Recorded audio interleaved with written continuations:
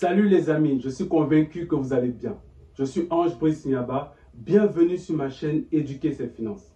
Si vous souhaitez apprendre à gérer, épargner et investir votre argent, vous êtes au bon endroit. Aujourd'hui, nous allons aborder un thème intéressant, le salaire. Oui, la vie devient de plus en plus chère. L'inflation ne fait que grimper. Les salaires ne sont que de plus en plus bas. Comment faire avec des salaires qui apparemment semblent insuffisants? Quand on parle de salaire insuffisant, on fait allusion soit à un salaire qui est petit, soit à un salaire qui ne couvre pas assez les charges mensuelles. Dans cette vidéo, je vais partager avec vous 5 choses à faire si vous vous retrouvez dans ce genre de situation.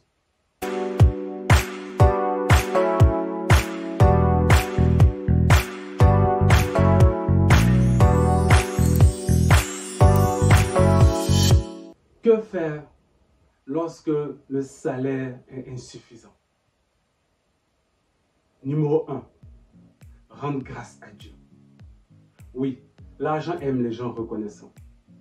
Dieu aime les gens reconnaissants. La vie aime les gens reconnaissants. Peut-être que pour vous, le salaire que vous avez est petit. Peut-être que pour vous, ce salaire-là ne suffit pas. Ce salaire est insignifiant. Mais il y a des gens dans votre immeuble, dans votre cité, dans votre ville, dans votre pays, dans votre région, dans votre continent, dans votre entourage, qui n'ont même pas le 10e de ce que vous avez. Il y a des gens qui ont besoin juste d'un peu de ce que vous avez pour que les vies changent, pour que les situations changent. Alors, soyez reconnaissants. Reconnaissants pour cet emploi que vous avez. Reconnaissants pour ce salaire que vous avez. Il y a des gens autour de vous qui sont au chômage depuis des années. Des gens qui sont sans emploi, qui cherchent un travail, qui aspirent à trouver même ne serait-ce qu'un entretien pour avoir un peu d'espoir. Mais rien ne se passe. Être reconnaissant, cela ne veut pas dire qu'on n'est pas conscient que le salaire est petit, qu'on n'est pas conscient que le salaire est insuffisant. Non, ce n'est pas ce que ça veut dire. C'est juste comprendre que si je suis croyant, le fait d'être à cette place, le fait d'avoir ce salaire, c'est une grâce. Si je ne suis pas croyant, c'est une chance que j'ai. Parce qu'il y a des gens qui auraient aimé être là. Il y a des gens qui auraient aimé avoir ce que j'ai. C'est petit peut-être. C'est insignifiant peut-être. Mais c'est déjà un début. C'est déjà un pas. J'aurais pu être là et ne rien avoir. Il y a des gens aujourd'hui qui vont se lever, qui vont aller, qui vont se faire renvoyer. Il y a des gens qui vont aller à leur travail et qui ne seront pas payés. Alors soyez reconnaissants. Numéro 2, faites le point de votre situation financière. Où vous en êtes financièrement actuellement? C'est vrai, mon salaire est insignifiant, mon salaire est petit, mon salaire est insuffisant. Mais où vous en êtes financièrement? Combien vous gagnez? Combien vous dépensez? Quelles sont vos dépenses prioritaires? Lorsque vous faites la soustraction entre vos entrées d'argent, vos sorties d'argent, il vous reste combien? Quel est le solde? Est-ce que vous savez où va votre argent? Vous avez peut-être 100 000, 50 000, 75 000, 40 000. Mais où va votre argent? Vous avez peut-être, ça c'est pour les gens en Europe, 1300 euros, 1200 euros, ou 500 euros, 800 euros. Où va votre argent? Le point de départ de toute bonne gestion financière, de toute bonne gestion de ses finances personnelles ou de son salaire, c'est déjà de savoir où nous en sommes. Où va notre argent? Numéro 3, identifier le problème. Si votre salaire est insuffisant, il y a bien une raison. Et cette raison, c'est laquelle? Ou alors, il y a des raisons. Quelles sont ces raisons? Asseyez-vous quelque part, réfléchissez un peu. Vous pouvez prendre une feuille, un stylo, un cahier, un tableau Word ou votre ordinateur, peu importe. Prenez ce qui vous convient et demandez-vous pourquoi mon salaire est suffisant. Parce que, et vous faites la liste. 1, 2, 3. Voici quelques pistes. Mon salaire est suffisant parce que je n'ai pas le niveau d'études requis. Dans de nombreuses entreprises, il faut avoir un certain niveau d'études. On ne peut pas payer quelqu'un qui a un bac plus 5 de la même manière que quelqu'un qui a le bac. Mon salaire est insuffisant parce que j'ai une mauvaise gestion financière. Mon salaire est insuffisant parce que je mets mon argent dans l'alcool. Mon salaire est insuffisant parce que j'entretiens des teasers, parce que je passe mon temps à chercher des pépites. Mon argent est insuffisant parce que je passe mon temps à vivre au-dessus de mes moyens. Je vais avoir des vêtements de marque, aller manger au restaurant tout le temps, faire des choses. Je ne veux pas dire qu'il ne faut pas se faire plaisir. Pourquoi mon salaire est insuffisant? Mon salaire est insuffisant parce que l'entreprise paye mal. Mon salaire est insuffisant parce que il est petit. Pourquoi mon salaire est insuffisant? Quelle est la cause? Quel est le problème? Numéro 4. Rechercher la solution. Alors le point 3 et le point 4 sont intimement liés. Quand je sais quel est le problème, je cherche la solution qui va avec. Lorsqu'on parle de solution, on parle des stratégies que vous allez mettre en place. On parle des choses que vous allez faire. On parle du plan que vous allez mettre en place pour pouvoir solutionner le problème. Quelle discipline vous allez mettre en place? La facture d'électricité a augmenté. Du coup, mon salaire n'est plus suffisant. Peut-être que je dois passer du compteur normal au compteur à carte. Peut-être que je dois revoir la façon d'utiliser l'électricité à la maison. Revoir les appareils qui sont à la maison. Débrancher certains pendant la journée. Ou même revoir l'ampérage de la maison. Parce qu'il y a un certain ampérage. Pour donner un exemple personnel, à un moment donné, je me suis rendu compte qu'il y avait un petit problème au niveau de mes dépenses prioritaires. J'ai décidé de prendre une carte bancaire dans un bureau de tabac, une carte bancaire prépayée, qu'on appelle nickel sans faire de publicité.